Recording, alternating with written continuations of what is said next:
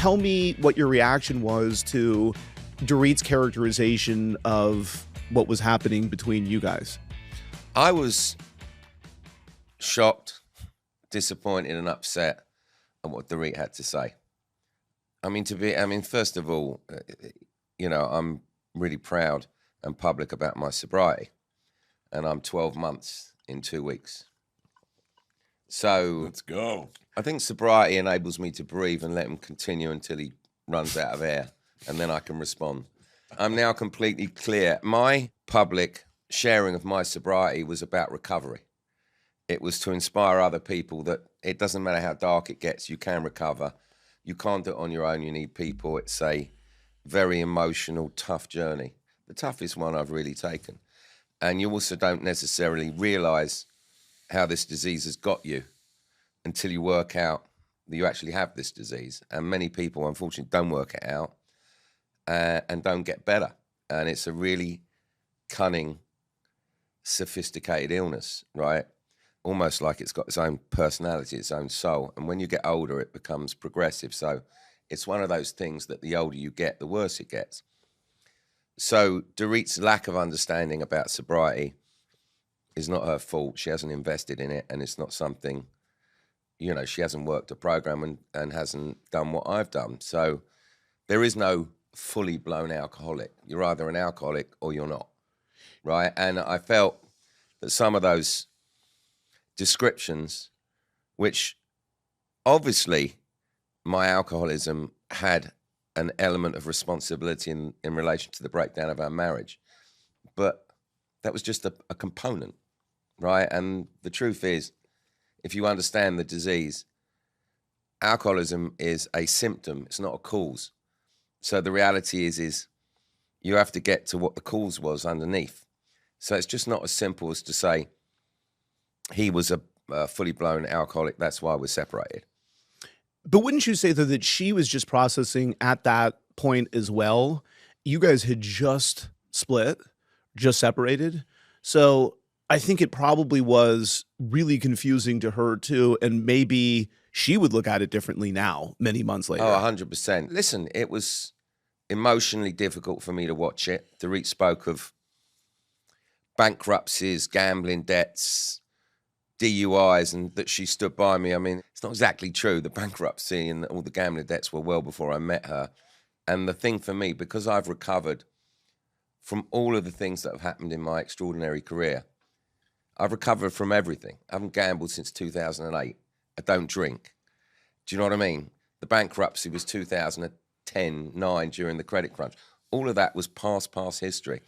So and to a lot sit of those there, things make you stronger. Like not only make me stronger, Mo, but you learn from those things. Like having those type of difficulties, things in your life. I mean, I went through a bankruptcy, 25 years ago. Like it made mine me was nearly way better 15 years ago. businessman. Like, I've learned so much from that. So there's nothing wrong with that. There's nothing to be ashamed of any of that stuff. No, but I'm not. But the point is, no, I know when someone not. you love, Dorit, is on TV talking about the darkest times in my life and suggesting that she held my hand through them, it's difficult to watch sometimes, particularly when she wasn't with me when it happened. So from my perspective, I see that she's emotionally distraught, she's unhappy, and that was, when it was filmed, a really unhappy time, and we just separated. It was a low.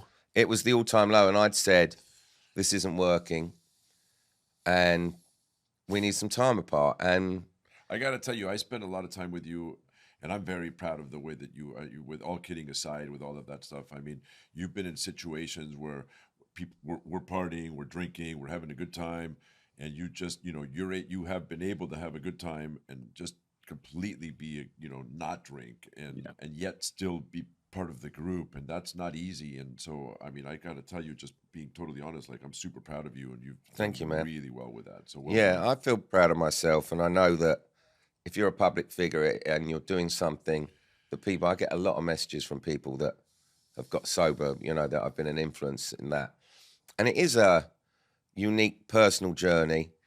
It's not, by nature, you want it to be anonymous. So I took a decision that I was going to share it, but I wanted it to be very positive about recovery. I didn't want it to be, he did that because of that. right? The answer is it's an illness. And I think I've spoken about this on the show, maybe in the next episode. But I'm in full-blown recovery. That's the term, full-blown. That's where it should be used. I'm full-blown recovery. So it is tough to watch. It is a period in time, and it brings a lot back. So I did struggle with the first episode, but I'm not angry. I'm just sad to watch it, you know? I never thought that us two, who are the tightest couple in the fucking world, would ever be in a position where I'm watching this woman I love, the mother of my kids, talking negatively about me on a TV show. It's just unusual. Yeah. It's an unusual concept. I want to go back to that in a minute because I want to ask you about the impact that you think being on the show has had on your marriage, because I know you have strong thoughts on that. But I also know, Mo, you have an interesting perspective on what being on a television show does to people's marriages and why it might challenge the marriages. So what's your feeling on that? Well, I've been on this. How long have I been on this show? 14 years. I mean, that's just unbelievable. It's a long time in life. But what it's done is I have witnessed multiple marriages, multiple house husbands, multiple housewives come in and go. We've had divorces. We've had all kinds of different things. And I can tell you that my perspective is not what happened between Kyle and I. Yeah. I actually think we had an amazing, and we survived this thing. But my perspective is that what ends up happening is that couples, when they watch themselves, end up reflecting, and they actually see what their real relationship is like. They believe and they go to bed with a perception of their own relationship that is different than what, once they watch it, they're confronted with the reality. Confronted, and then they reflect and they see it from a different point of view and a different perspective. They're like, holy shit, that's what my relationship is.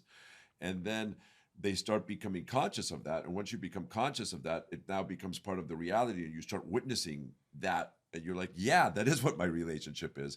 And all of a sudden you start seeing that both sides see that. Plus the public noise with everyone else telling them this is what it really is. 100%. Mm-hmm. Well, that wasn't the case with me, but from my perspective, I think seeing a lot of our people, yeah, for sure. I think seeing Dorit change so dramatically from who she was before she went on the show to who she is now.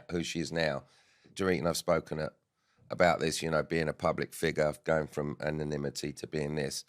But from my perspective, somewhere along the line, the entire narrative and the entire reality of who we were, who did what, completely changed. And suddenly I'm watching my wife be someone that is a different person to the person that I met and married and fell in love with.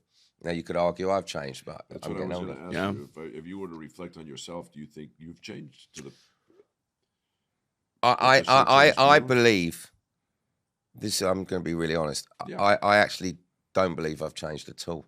I think that I've stayed fairly grounded, and most of my friends and family will say he's not changed the slightest bit. Dorit's change is enormous. Now, I'm not saying it's all for the bad. She's got more beautiful as far as I'm concerned. She's an unbelievable, I've spoken about this, mother. But the dynamics in our relationship and her perspective and her narrative of what has gone on are very different to mine. Did you ever consider then walking away from the show? We did consider that, and we did talk about it. And one of the issues is when it started to get bad, you know, particularly in more recent seasons, you know, you were quite a part of the conversations. And I actually said to Dorit before she signed up for this season, I said, if we don't make it, if we're not together, would you still do the show? Because there was a point that she was going to walk from the show. But I didn't want her to walk knowing that our marriage was in jeopardy, and then her say, you made me lose my job, so I would never do that. But isn't that kind of circular? Because the challenge is you didn't think that the marriage would work if she was on the show.